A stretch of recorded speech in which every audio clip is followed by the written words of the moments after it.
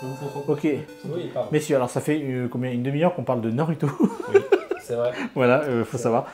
À la base, on parlait pas du tout de ça, puis c'est parti sur Naruto, et là, c'est les personnages préférés, les machins, les scènes mythiques. Ah, moi je me suis fait agresser, je suis descendu dans la pièce, j'ai entendu Jiraiya à chier. Voilà. Non, Kakashi t'as entendu Kakashi Hachi. Ah oui, pire, Kakashi à D'ailleurs, chier. qui a Jiraiya dit cette chose horrible? Voilà, quelqu'un dans cette pièce. Donc ça fait Ah, si, ça elle a a failli parlé, finir en regardez. baston.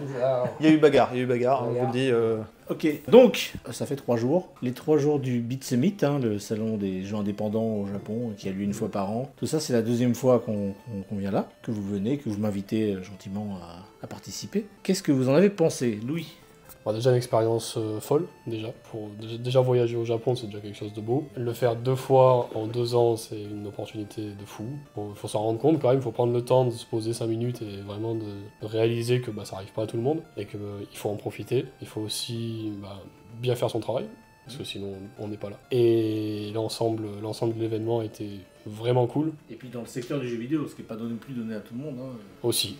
Moi, de toute façon, je le dis toujours autour de moi que travailler dans le jeu vidéo, c'est pas un travail. C'est vraiment quelque chose à part entière et je pense qu'il n'y a pas d'autre équivalent en termes de travail. Et les opportunités que ça ouvre, enfin, voilà, on est au Japon, quoi. Là, on parle de Naruto depuis 45 minutes. Oui, c'est vrai.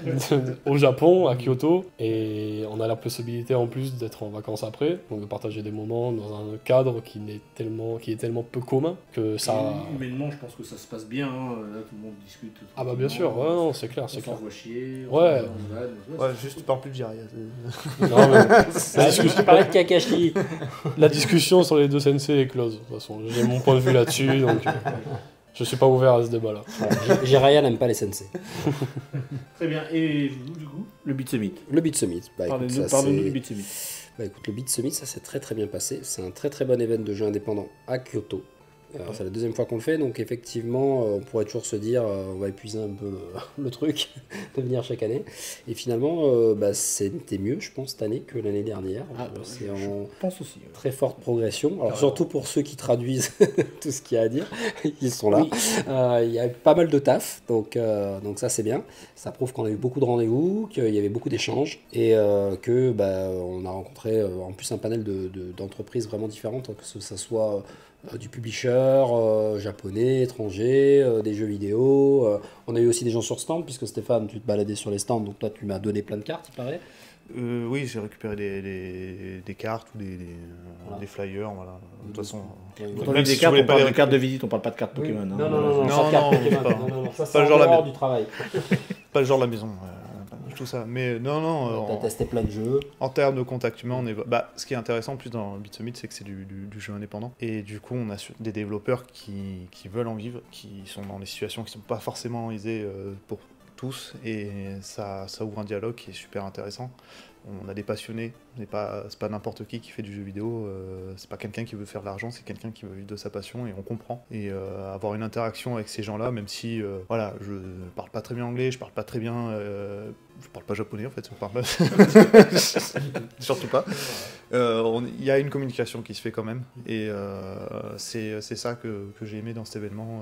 Voilà, moi c'est la première fois que je participe, du coup, j'ai pas de comparatif par rapport à l'année dernière, mais en tout cas, voilà, c'était une expérience sympa, on rencontre des gens sympas, ou presque, hein, comme...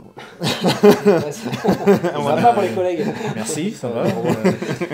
Non, mais après, en plus, ce qui est bien, c'est que du coup, c'est vrai qu'on rencontre aussi des studios et des créateurs de jeux qui sont de pays asiatiques ou dont le Japon et qui ont du mal à s'exporter aussi en Europe et aux États-Unis. Ouais. Et du coup, comme ils ont du mal à s'exporter, mais ils sont très contents qu'on porte de l'intérêt à leur jeu et qu'on essaie de leur trouver des solutions pour leur emmener leur jeu sur le territoire européen ou aux États-Unis, puisque nous, on a la capacité d'aller sur ces deux régions-là principalement. Et puis, ça permet aussi de rencontrer des partenaires sur l'Asie et d'avoir des opportunités aussi pour que nous, on emmène nos jeux en Asie. Donc, c'est plein d'échanges qui sont très intéressants. Des fois, ça prend du temps, d'ailleurs, c'est pour ça qu'on revient, hein. C'est parce qu'on a rencontré encore des gens qu'on avait vus l'année dernière, qu'on revoit, on fait le point, vous en êtes où, votre jeu, il en est quel développement. Et puis on voit si on peut avancer avec eux. On n'a pas réussi l'année dernière, on essaie cette année. Bon, voilà, c'est continuel. Moi, je dirais que cette année, j'étais particulièrement content parce que j'ai j'ai eu plus de travail déjà. Souvent, les développeurs japonais ou même on a rencontré un chinois qui n'était pas du tout à l'aise avec l'anglais Ouais. et qui était plus à l'aise en japonais. Et le fait, ça les rassure, le fait que je vois qu'il y a un mec qui parle japonais, Carrément. ils se sentent tout de suite plus à l'aise et tout. Et bah, c'est un peu la pierre que j'ai donnée à l'édifice. Et vraiment, ça m'a fait vraiment plaisir de partager ça. C'est très utile, hein, ça nous ouvre des portes d'avoir ça, parce que ça les rassure. Donc ils sont de suite, ils viennent au rendez-vous. Je pense que si on leur disait pas qu'il y avait quelqu'un qui pouvait traduire ce que l'on dit en japonais, peut-être qu'ils nous auraient refusé les rendez-vous. Après, il y avait quand même quelques rendez-vous où les gars ne savaient pas du tout qu'il y avait machin. Oui. Puis quand je leur ai commencé à parler en japonais, ok, bon, allez. C'était quand même. Bah, cool. c'est là où tu comprends que on est forcément en position de force en tant que publisher de jeux vidéo, et que ces gens-là, une fois que tu les as mis à l'aise, sont déjà beaucoup plus sereins à l'idée d'attaquer le rendez-vous, et ont surtout moins ce sentiment de jouer leur vie, en fait, de vendre le projet de leur vie pour s'en sortir, quoi. Donc du coup, ça a permis un vrai échange humain pendant le rendez-vous, et ça rend l'échange plus simple, plus cordial, et surtout plus intéressant. Puis de toute façon, aussi, on rencontre quand même des gens qui sont très sympathiques, tout simplement. Voilà, Oui, on les passe rencontres, aussi des bons moments avec des gens qui ont envie de partager leur projet, nous expliquer ce qu'ils font. Nous aussi, d'ailleurs, ça me fait plaisir de leur expliquer ce qu'on fait. Non, puis même, enfin, ils te posent des questions, ça paraît banal, hein, mais Ouais. c'est genre, ça se passe bien au Japon, vous êtes arrivé quand machin, Ouais, c'est voilà, vraiment c'est très cordial. humain, quoi. C'est cordial. C'est cordial Ouais. et c'est pas juste un mail. Un mail, tu ne poses pas autant, tu parles pas de ce genre de choses. Oui, en général, non. Bon, C'est après, pratique un mail.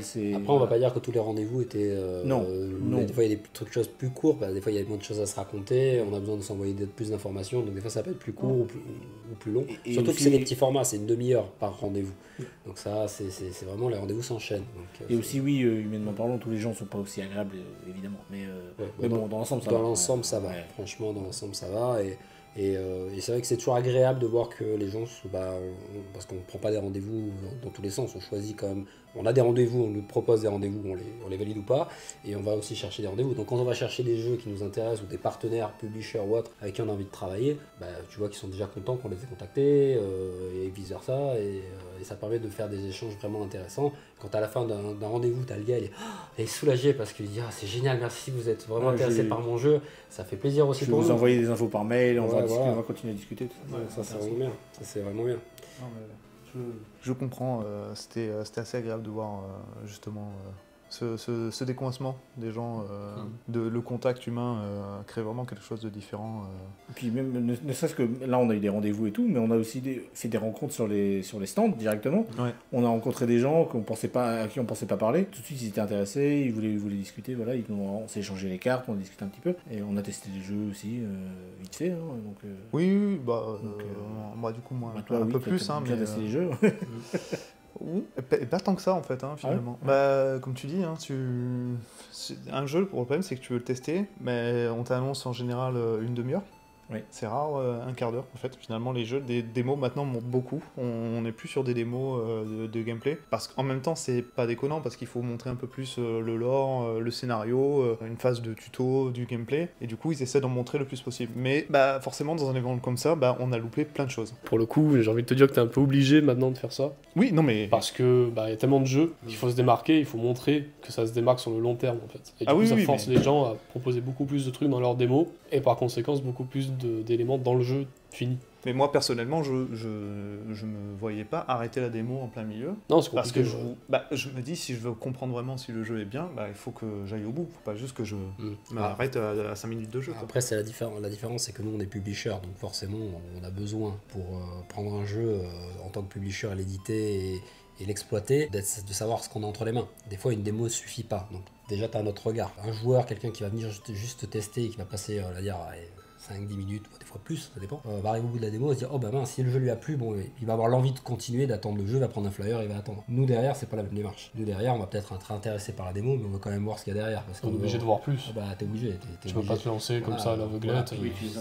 C'est pas les mêmes besoins, nous c'est pas juste acheter un jeu pour jouer au jeu, nous on va devoir l'exploiter, on va devoir le diffuser, on va devoir le marketer, faire de la communication. Donc nous il faut voir qu'on voit l'ensemble du projet, ce qu'attend le studio, ce qu'attend le partenaire, pas la même démarche. Forcément c'est normal que tu en vois en tant que société d'édition, tu veux en voir plus, c'est logique. Après, il y a aussi, ça n'a rien à voir, si c'est un peu à voir, mais des fois c'est vrai que les démos, comme elles sont un peu longues, entre guillemets, genre 15 minutes, entre 15 minutes et une demi-heure, souvent des fois tu as un rendez-vous, t'as une demi-heure de rien, tu vas tester la démo, on te dit c'est 15 minutes, tu dis oula. Alors, si c'est 15 minutes, du coup, j'ai pas le temps de tester beaucoup de jeux. Donc, du coup, c'est un peu compliqué de finir la démo. Moi, je sais qu'il y a plein de démos. Mais en même temps, je me sentais mal de le faire, mais quitter la démo en plein milieu. Mais parce que fallait que j'aille voir autre chose, quoi, tout simplement. Du coup, ce que j'ai fait aujourd'hui, j'ai fait une nouvelle approche parce que je me suis rendu compte qu'on était le 3e jour, il restait beaucoup à voir. Que finalement, j'ai pas vu tant que ça en 3 jours, c'était impossible de tout voir. Donc j'ai fait la technique de. Ils me demandaient, vous voulez tester le jeu? Je fais non, je veux bien que vous me montriez. Que vous me montriez, vous jouez au jeu en m'expliquant ce que vous comptez faire. C'était un peu plus impersonnel, j'ai pas trop forcément trouvé ça. Je pense que je me suis mis un peu en position de force à ce moment-là. Parce que malgré tout, tu arrives avec ton petit badge business, je pense qu'ils le captent et ils sont du coup un peu en mode ah d'accord, ils présentent et ils sortent le pitch.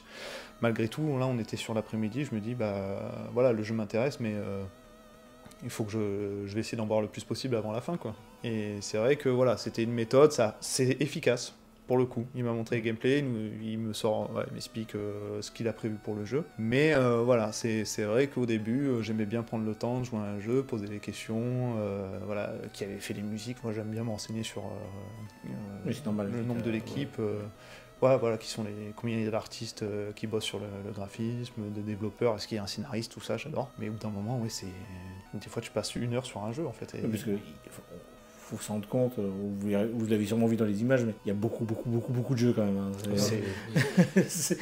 Pour le coup, c'est un événement très intéressant pour ça. Il y a énormément de jeux indés. Il y a plusieurs styles différents. Oui. On va avoir des choses plus actuelles, des choses qui sont un peu plus dans la gamme de ce qu'on peut faire aussi chez Pixel depuis qu'on a créé la maison d'édition, plus en pixel art. Même si c'est pas, parce qu'on va pas faire d'autres choses dans l'avenir, mais il y a vraiment de tout. C'est ça qu'il faut dire sur Bitstamith. C'est vraiment le jeu indé au sens large. Donc pour nous, c'est une mine d'or parce qu'il y a vraiment beaucoup de créateurs et c'est très intéressant. Ça va du jeu fait sur Famicom au jeu en 3D. Ouais, il y a vraiment plein de choses et ça, c'est vraiment bien. En plus, l'avantage de revenir régulièrement, grâce à la 2e année, c'est qu'on commence à nous connaître un petit peu. Oui. Donc il y a des gens qui ne nous connaissent on pas du tout. On a revu des gens et tout. Donc. Ah oui, mais il y a des gens qui ne nous connaissent certes pas du tout, mais il y a des gens des fois où ils nous ont dit on vous connaît et nous on les connaissait pas. Enfin, donc ça prouve quand même qu'au fur et à mesure, déjà on nous connaît un peu plus chez Pixel, donc ça nous fait plaisir. C'est toujours agréable. C'est agréable aussi tu vois des gens que tu avais fait 1 an que tu les as pas vus, tu les as croisés pendant une demi-heure. C'est ça, et ils te redisent un truc et putain, il se souvient de ça quoi. Ah oui. Il se souvient de cette anecdote. Ok, exactement. très bien. Ouais, donc c'est bien, si on marque les esprits et que. En fait, le problème c'est ça aussi, c'est que ça s'entretient.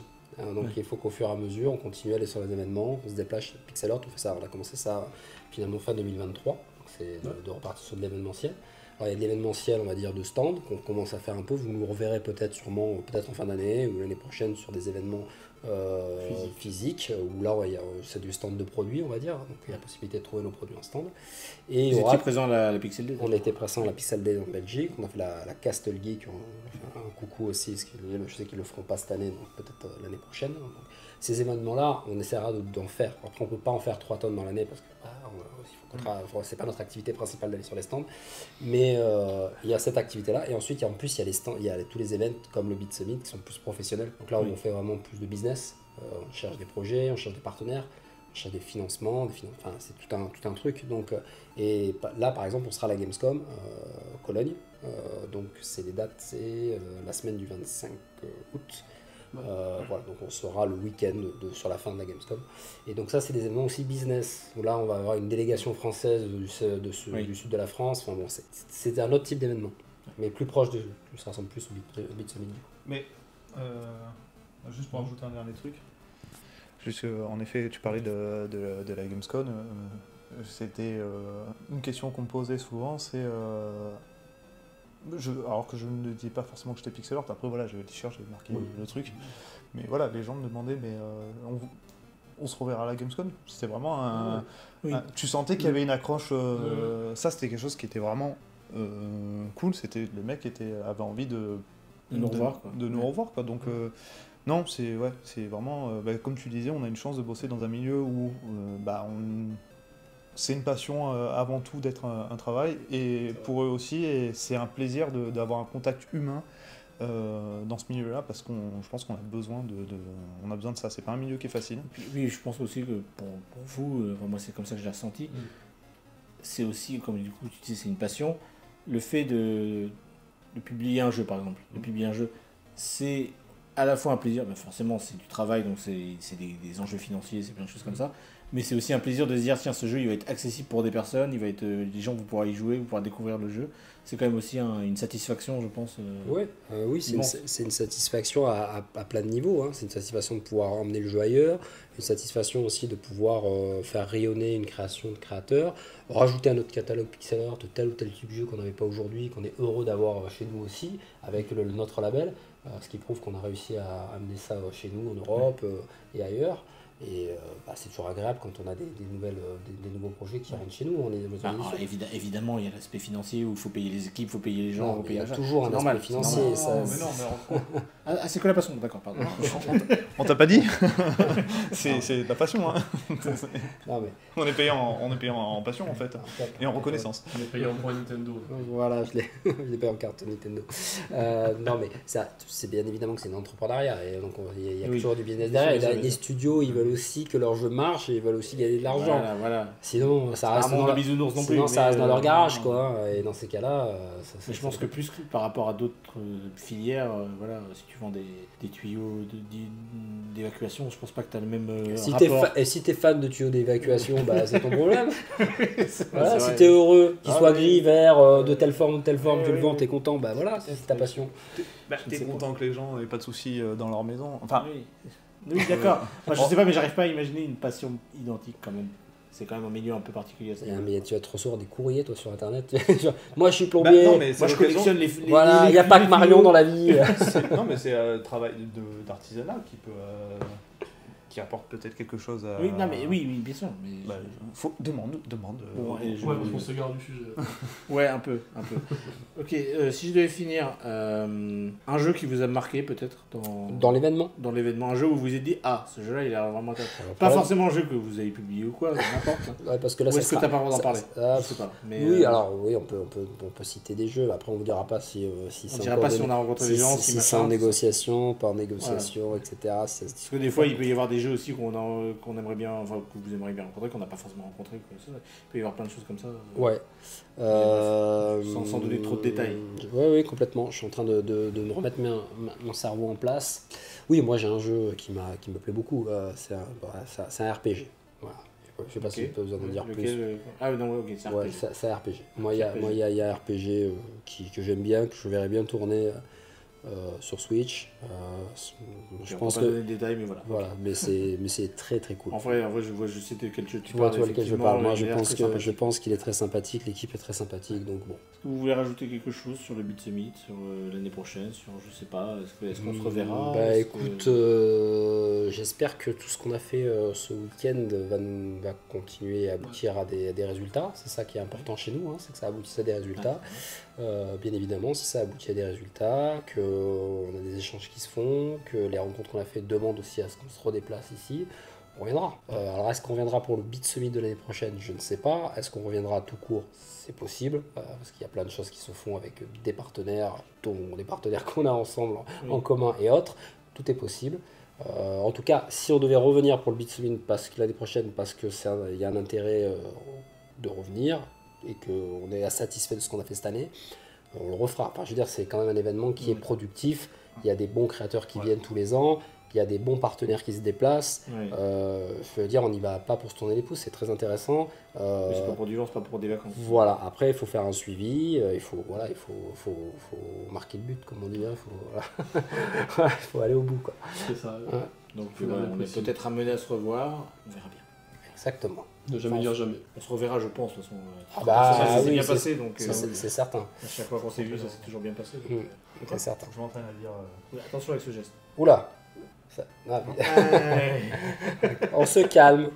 Calmez-vous. Oui. Non, je lui ai appris. Pour information, pour pas quiproquo, je lui ai appris ce geste-là. Non, voilà ce qu'ils ont fait pendant tout le week-end. Voilà. On laisse là-dessus. Non, le Jankenpon, j'appelle le pierre-feuille-ciseaux. Ouais. Tu t'en souviens ou pas? On peut finir là-dessus. On en fait un tous les 4, allez. Mais évite quand même ta main proche de là où je suis quand même. D'accord. Parce que ça va très mal rendre. Oui, c'est vrai. Saisho wa gu. Saisho Agu. Janken Pon. Mais tu fais toujours papier. Je t'ai fait tuer 2 fois là. Toujours. Mais tu l'as pas fait toi, Non, moi, ça je- compte pas. Ah, vraiment. Ouais. Ouais. Saisho Agu. Janken Pon. Ah, mais t'es meilleur. Ah, mais non, mais du coup. Ah, Aiko Desho. Attendez, j'ai fait Pierre, il a fait Pierre alors j'ai gagné. T'as fait Pierre? Bah, J'ai t'as fait gagné. ça, j'ai pas compris, j'ai laissé mon point fermé. ouais, J'ai fait Pierre. Il a gagné par Par il a- chance. Il a que de la chance. Ouais. Enfin bref. Et Bon, en enfin, tout cas, merci beaucoup. mais C'était un merci à plaisir. toi, ouais. C'était un plaisir. Merci On beaucoup. prendra peut-être encore 2-3 plans vite fait ou à la gare. Sinon, on se quitte là, mais Nos adieux. nos adieux, bah super. Bah non. Ah non. Tu peux donner un mot de la fin si tu veux pour la vidéo. Moi je vais en dire un, c'est rejoignez Azuma Eleven s'il vous plaît. Ah, oui, c'est vrai. Rien à voir. J'en ai besoin. J'en ai besoin. Oui, Ouais. j'ai besoin que le prochain jeu marche. C'est qui a la licence de ça pour C'est level 5. C'est level 5. Ah oui, on va lever 5. On pourra pas aller le chercher Donc, celui-là. Déjà, on sort un On docteur. pourra pas aller le chercher celui-là. Docteur Letton. Professeur Layton. Bon. J'ai dit quoi? Docteur Layton. Je vais prendre de l'eau, tu veux te Ouais. Voilà. Prends de l'eau de riz, hein, voilà, il va te coucher. Merci, merci. Ouais, Si, merci. les capos. Ouais, Ouais, je sais merci. pas comment dire.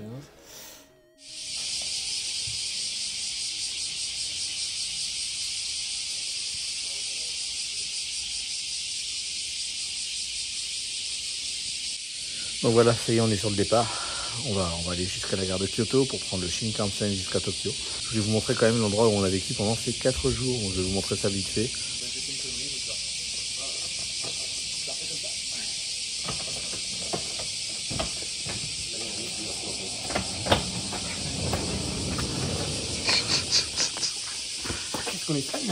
Donc voilà, dans cette maison, généralement, vous avez un petit code à rentrer. Ça vous permet de rentrer. C'est mieux. Ensuite, voilà, vous avez l'entrée. Là, vous enlevez vos chaussures. Voilà. Là, vous avez une salle de... Non, je vais aller mettre comme ça. Vous avez la salle de bain, là, ici. Avec une petite baignoire tranquille, la petite machine à laver. Vous avez un peu tout ce qu'il faut. Là, vous avez le salon. Le salon qui est pas très bien éclairé, mais voilà. Vous avez le salon juste là, avec la petite télé. Là-bas, vous avez des toilettes à la japonaise. Là, c'était la chambre que j'ai occupée. Voilà, avec la petite clim et tout. Voilà, c'est très, très sympa. Très rudimentaire, mais très sympa.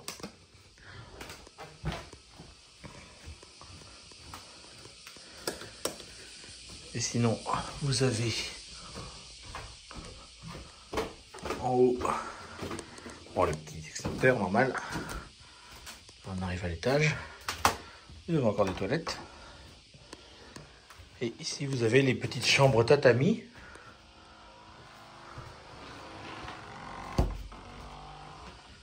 Voilà, vous en avez plusieurs.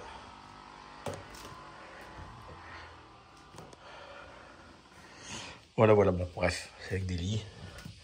Voilà, c'était juste pour vous montrer un petit peu. Voilà, on est sur le départ. Ça, on ne voit pas.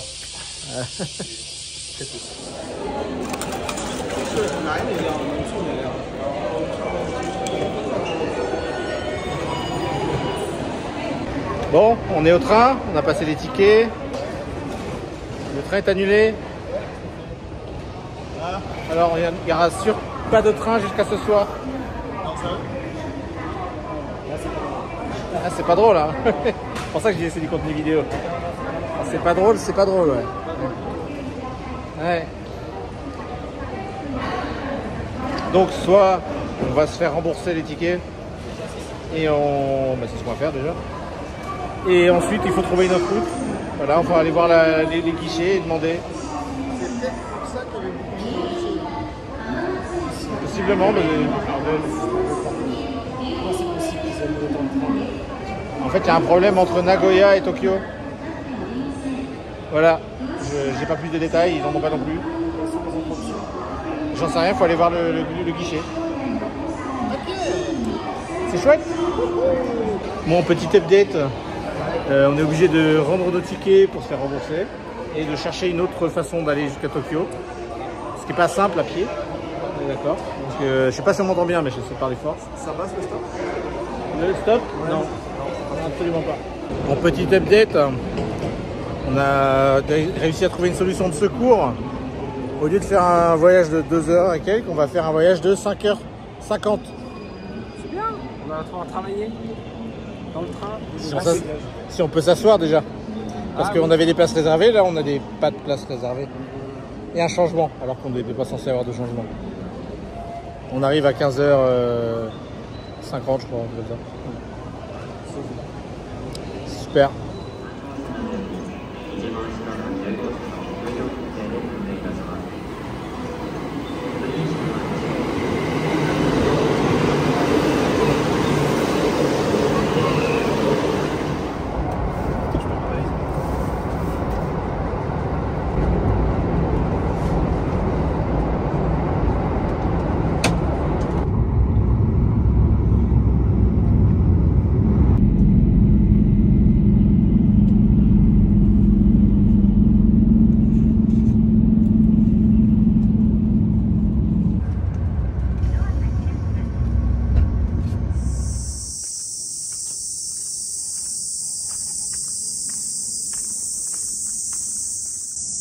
Bon voilà, petit voyage à Kyoto, c'est terminé. Là je suis de retour chez moi. C'est le matin, je me dirige vers mon lieu de travail.